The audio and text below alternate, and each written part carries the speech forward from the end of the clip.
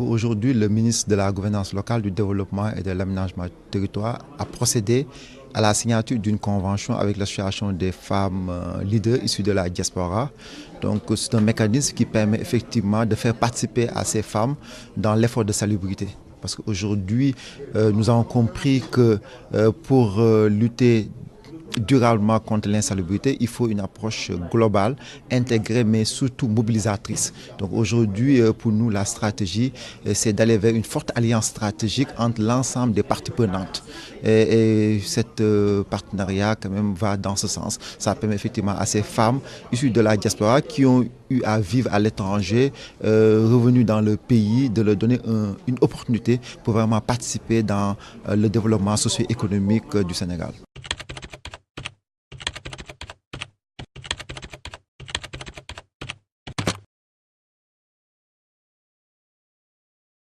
Parce qu'aujourd'hui, il faut comprendre que les femmes sont au cœur du dispositif.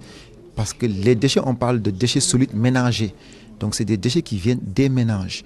Donc, qui gère les ménages? C'est les femmes. Donc, c'est les femmes les principales productrices de déchets.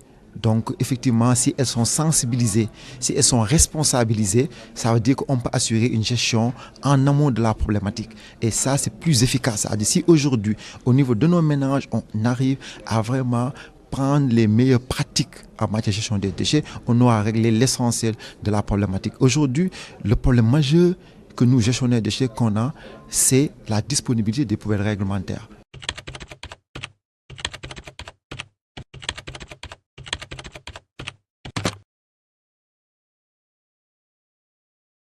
Les déchets solides, comme vous pouvez le constater, ont des impacts d'abord sur le cadre de vie, parce que quand il y a prolifération de dépôts sauvages, c'est pas bon à voir. Donc ça influe négativement sur le cadre de vie. Mais aussi ça a des impacts sur la santé des populations. Et en cela, ça augmente les dépenses consacrées à la santé. Parce que les populations sont obligées, si elles sont malades à cause quand même des maladies issues de l'insalubrité, de devoir dépenser plus au niveau des pharmacies ou bien au niveau de l'hôpital. Mais aussi, une mauvaise gestion des déchets aussi a un impact sur les terres. Sur les terres, en l'occurrence sur l'agriculture. Parce qu'aujourd'hui, beaucoup de terres sont colonisées par des dépôts d'ordures. Mais aussi un impact sur l'élevage. Parce que souvent, on constate qu'il y a quand même des animaux qui meurent après avoir consommé effectivement des produits néfastes issus des dépôts d'ordures. Aussi, ça a un impact négatif aussi sur le tourisme. Parce que quand même, un visiteur qui arrive, ce qu'il cherche, c'est moins de venir dans des localités insolubles, mais plutôt quand même dans des localités où il fait bon à vivre. Donc en gros, une mauvaise gestion des déchets a un impact négatif sur le développement économique parce que ça impacte quand même les piliers du développement, en l'occurrence la santé des populations, l'agriculture, l'élevage et aussi le tourisme.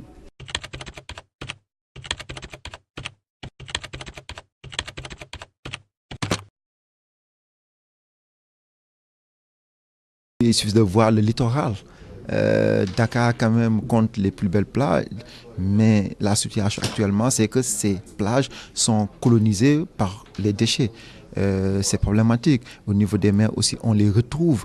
Aujourd'hui, il y a beaucoup de navires qui rejettent les déchets dans la mer ou sous les plages. Donc ça veut dire qu'aujourd'hui, quand même, l'impact, il est là. Mais au-delà de cela aussi, le brûlage des déchets impacte sur le climat. Parce qu'aujourd'hui, le brûlage des déchets produit des gaz à effet de serre, essentiellement du méthane, qui est très dangereux pour l'atmosphère. Ce qui fait qu'aujourd'hui, le secteur des déchets est identifié comme un secteur stratégique dans tout ce qui touche la problématique du changement climatique. Aujourd'hui, le document appelé Contribution prévue nationale déterminée du Sénégal, le secteur des déchets en est un secteur stratégique.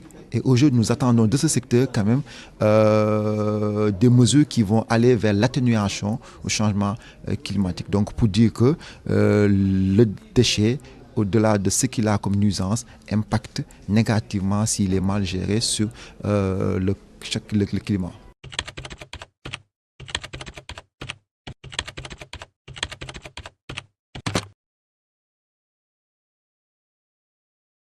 au niveau des capitales régionales et départementales. Rien que dans les capitales départementales et régionales, nous avons eu à comptabiliser plus de 1700 sites insalubres.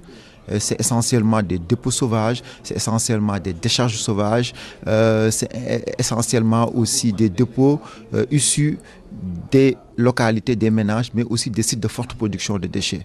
Et c'est facile de le constater à l'entrée des localités, à la sortie de nos cités, ce qu'on constate, c'est des dépôts d'ordures. Comme le disait l'autre, c'est toujours les déchets qui nous disent bienvenue dans les localités, c'est les déchets qui nous disent au revoir aussi à la sortie. Donc là, c'est un constat qui est réel. À Dakar aussi, nous avons eu à identifier aussi des dépôts sauvages aussi au niveau de la capitale, mais aussi on a la décharge sauvage de Mbebes qui est une vraie bombe écologique.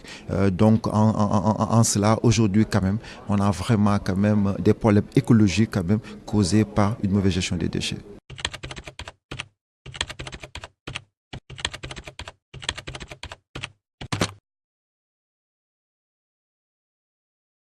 La gestion des déchets a essentiellement un coût, mais ce coût est relatif au niveau de service envisagé. C'est par rapport aux objectifs qu'on se fixe, effectivement, qu'on obtient des coûts qui peuvent être très élevés, moyennement élevés. Dans ces coûts, il faut dissocier les coûts d'investissement et les coûts d'exploitation. Parce qu'aujourd'hui, la réalité, c'est que au Sénégal, il n'y a pas encore d'infrastructure de traitement des déchets aux normes. Il n'y en a pas, c'est uniquement des décharges sauvages. Ce qui fait que pour pallier à cette insuffisance, il faut investir, on a évalué plus de 100 milliards de besoins en investissement. Donc c'est des centres de valorisation des déchets, c'est des centres d'enfouissement technique, parce que chaque localité doit avoir son unité de valorisation des déchets et son unité d'enfouissement des déchets aux normes. Donc il y a un besoin d'investissement par rapport aux infrastructures. Mais aussi, au-delà des infrastructures, il faut des équipements pour exploiter ces infrastructures, mais aussi des équipements pour assurer l'après-collecte et la collecte, c'est-à-dire des camions bentasseuses, des camions satellites, des polybennes, des charrettes aux normes. Donc il y a aussi un besoin en termes quand même d'investissement pour l'équipement. L'équipement, ça aussi, c'est énorme. On l'a évalué à plus de vingtaine de milliards de besoins pour pouvoir équiper les côtes locales en infrastructures de transport des déchets. Mais aussi, au-delà de cela, aussi, il faut financer le programme d'accompagnement, c'est-à-dire aujourd'hui tout ce qui touche à la sensibilisation, à la communication, au marketing social, à la formation. Maintenant, si tout ceci est en place, les équipements, il faut les faire travailler, c'est-à-dire il faut du carburant, il faut du personnel, donc ça invite à des charges d'exploitation importantes pour dire que quand même la gestion des déchets nécessite des ressources importantes. Aujourd'hui, l'État est en train de travailler avec des partenaires techniques et financiers. Déjà, nous avons déjà obtenu 17,5 milliards de la Banque islamique de développement qui nous permet juste d'intervenir sur 3 collectivités locales. Avec 17,5 milliards, on intervient sur la commune de Touba, sur la commune de Tivaouane, sur la commune de Kaolack et en partie sur quelques côtes locales de Dakar pour apporter des investissements, pour dire que quand même l'investissement coûte cher. Parce qu'aujourd'hui, un centre d'enfouissement technique des déchets coûte à peu près 2 milliards de francs CFA. Pour faire un centre de tri, c'est plus de 600 millions. Pour acheter une bentasseuse neuve, c'est plus de 80 millions. Donc pour dire que les besoins quand même en investissement sont importants.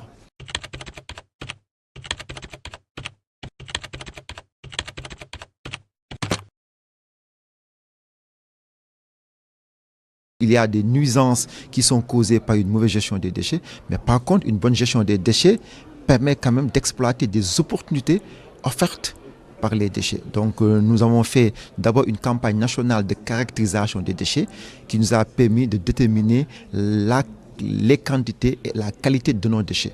Donc aujourd'hui, sur tout le Sénégal, nous avons pu déterminer les flux dans la production des déchets. Nous avons pu déterminer la composition de nos poubelles, c'est-à-dire dans chaque ménage combien de tonnes de plastique, combien de kilos de plastique il sort, combien de kilos de papier, ainsi de suite. Donc on a sur la base de 13 catégories déterminé la composition de nos poubelles. Nous avons fait aussi une caractérisation pour déterminer les caractéristiques physico-chimiques de nos déchets, c'est-à-dire le pouvoir calorifique, c'est-à-dire le potentiel de production de chaleur ou d'énergie, les teneurs en carbone, donc tous ces paramètres physico-chimiques. Donc ça a permis aujourd'hui de déterminer le potentiel de valorisation de nos déchets. Nous avons fait aussi une étude de marché pour voir aujourd'hui l'économie.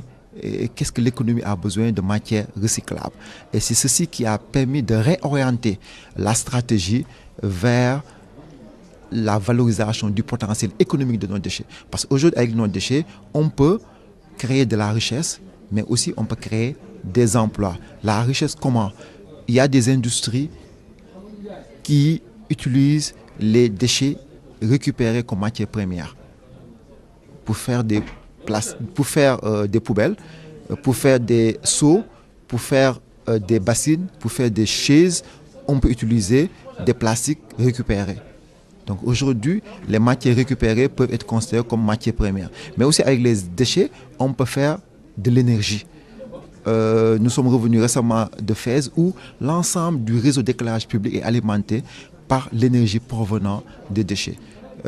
Aujourd'hui aussi, avec les déchets, on peut faire des combustibles de substitution. C'est-à-dire au lieu d'utiliser du fuel ou du charbon, on peut utiliser les déchets pour produire de l'énergie. Mais aussi, avec les déchets, on peut faire de l'amendement agricole. Donc on peut faire du compost avec les déchets, avec les matières organiques, on peut faire du... Donc ça veut dire qu'aujourd'hui, tout ce potentiel de déchets, si on les récupère, on les trie, on peut effectivement les réutiliser dans le circuit économique et ceci va permettre effectivement de créer de la richesse, mais surtout de créer des emplois. Parce que potentiellement, on peut, par l'encadrement des acteurs communautaires, créer des emplois. Par l'utilisation de principes de travaux à haute intensité de main-d'œuvre, créer des emplois. Donc aujourd'hui déjà, les villes où nous intervenons, par exemple à Touba, Tivaouane, Kaolack, où nous allons mettre en place des centres intégrés de valorisation des déchets, chaque centre va créer au minimum 300 emplois. Parce qu'on va mettre des chaînes de tri et sur chaque chaîne de tri, il va faire travailler une centaine de personnes sur la chaîne de tri. Donc pour dire que bon, avec les déchets quand même, on peut assurer un développement économique local.